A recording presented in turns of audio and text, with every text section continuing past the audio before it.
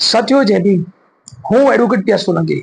હાલમાં તમે જોયું હશે અને ન્યૂઝના માધ્યમથી મને પણ જાણ થઈ છે કે જે નીટની જે એક્ઝામ લેવાની હતી એ રદ થઈ ગઈ છે. રદ કેમ થઈ ગઈ છે કે એનું જે પેપર હતું એ લીક થઈ ગયું છે. હવે તમે વિચારો, એ લીક કરવાવાળો વ્યક્તિ સત્તા પક્ષને ક્યાંક ને ક્યાંક અડે છે અને એને પ્લાનિંગ સાથે આ પેપર લીક કર્યું છે. આ ચાલુ થયું અને રદ થઈ. આવું કેટલા લોકો હશે જે અમીર બાપના જે દીકરાઓ છે, જે પૈસાને કારણે નોકરી લાગ્યા છે. લોકો આરક્ષણના રોદડા રોવે છે, બે આરક્ષણના કારણે નોકરી કોઈ લાગી જાય છે.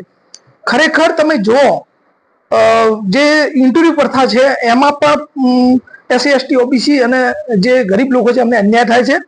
અને આવી જે પેપર કાંડ બહાર આવ્યું છે, નથી આવતું એ અંદર ખાને કેટલું સેટિંગ થતું છે, કેટલા સત્તા પક્ષના જે લોકો છે એમાં જે લોકો જોડાયેલા છે એ લોકો કેટલા નોકરી લાગ્યા છે એ મોટો પ્રશ્ન છે.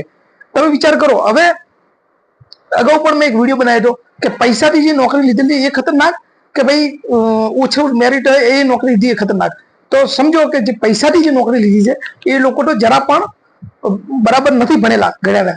તો એવા લોકો નોકરી લાગ્યા છે તો એ આપણા માટે ખૂબ ખતરનાક છે અને આ ખૂબ ભયંકર વસ્તુ થઈ છે.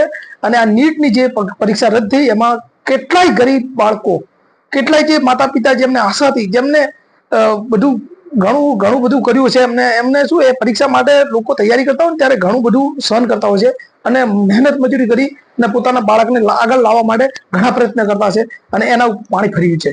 ખરેખર આ દુઃખદ બાબત છે અને જાગો યુવાનો અને આ બાબતે એમને જવાબ આપવો જોઈએ અને જવાબ ચૂંટણીના સમય આપવો જોઈએ. આભાર. જય ભીમ, જય ભારત, જય સંવિધાન.